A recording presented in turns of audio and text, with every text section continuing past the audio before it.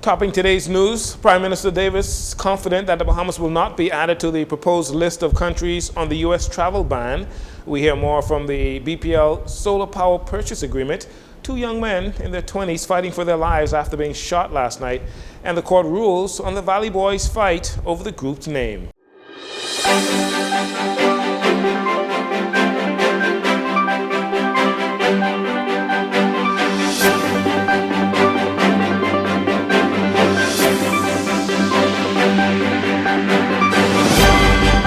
Good evening, Bahamas. I'm Jcn Saunders. This is your JCN Evening News. It's definitely a pleasure to have you join us.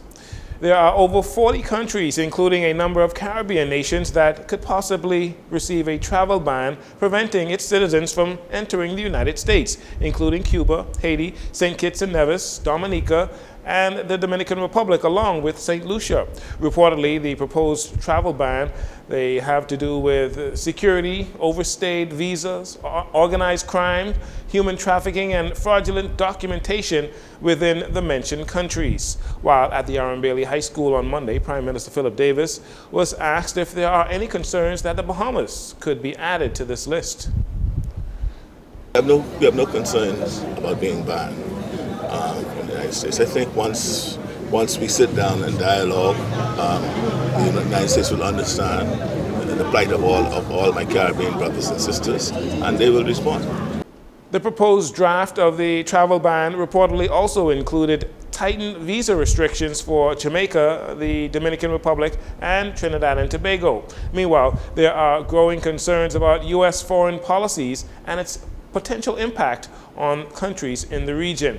The U.S. recently threatened to revoke U.S. travel visas for government officials in the Caribbean that support the Cuban medical mission. The U.S. believes that medical mission funds the Cuban government. The government of the Bahamas said it will review the arrangement with Cuba.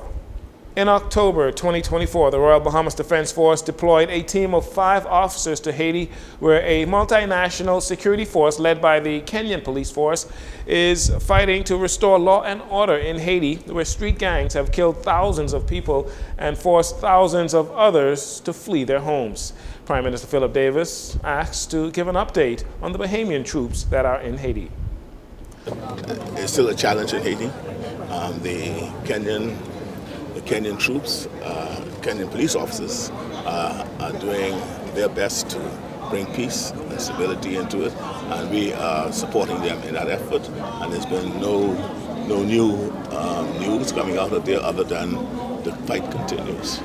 According to the Royal Bahamas Defense Force Commodore Dr. Raymond King, the first group of officers are nearing the end of their tour of duty, and another group is expected to be deployed at the end of March. The Defense Force officers are mainly tasked with maritime patrols. Today, members of the media were able to tour the U.S. Coast Guard cutter Lawrence Lawson as it was docked at the Nassau Cruise Port. Commanding Officer Nicholas Camwella shared details on some of the operations of the ship, as well as a bit of the ship and crew history. There was a case that was happened. It wasn't during my tour, but majority of the crew was here for it. Off the coast of North Carolina, there was a vessel that was in distress, a sailing vessel about 200 nautical miles out. The crew responded heroically. They were able to take that vessel into tow, take the master as well, and bring them onto the ship, and basically tow that boat about 5 to 6 knots, 200 nautical miles back to shore. So that was definitely a big highlight from the crew in the past recent years. U.S. Chargé d'Affaires for the Bahamas, Kimberly Furnish, spoke of the ongoing partnership between Bahamian law enforcement agencies and the U.S. Coast Guard. The U.S. Coast Guard has been here and present and has an excellent maritime agreement with the Bahamas and have for many, many decades. So that means that 24/7 we have a Coast Guard attaché and others at the embassy who are watching the waters for safety. This year alone, we had 166 rescues. So we saved 166 lives together here on Bahamian waters. There were also more than 2,400 interdictions of illegal migration, and we did that together with the RBF. We got those folks safely home, and sometimes they're not on the greatest of ships, so that's life-saving as well. So this is a robust and ongoing operation and has been for decades. Keeping the Bahamas safe helps keep America safe. We're friends and partners, and just so thrilled to have that relationship and continue that relationship. Ms. Furnish said in collaboration with the Royal Bahamas Defense Force, the U.S. Coast Guard has intercepted over 2,400 illegal migrants who were returned to their homeland. The U.S. recently increased Coast Guard operations in the region between the Bahamas and the United States.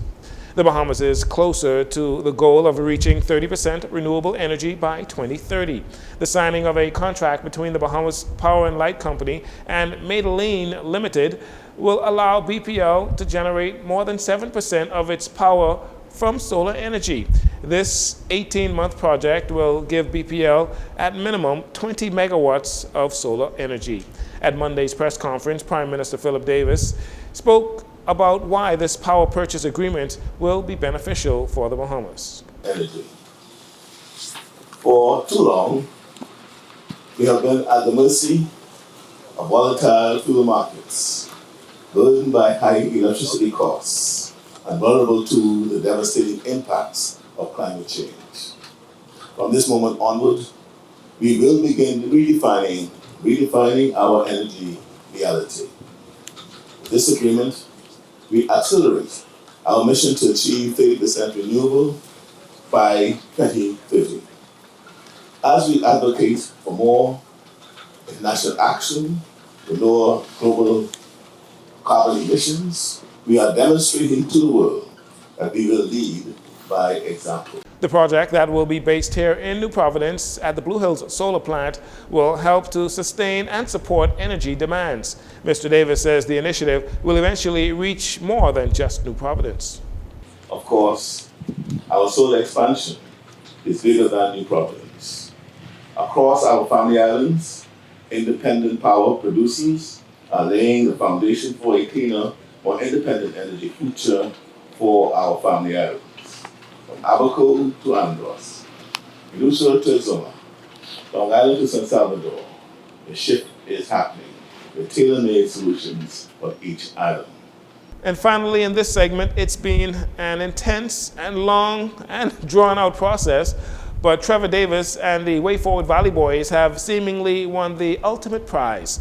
Supreme Court Justice Darren Ellis has ruled that the Way Forward faction will get to keep the Valley Boys name, and the world-famous Valley Boys, led by Brian Adderley, must find a new name.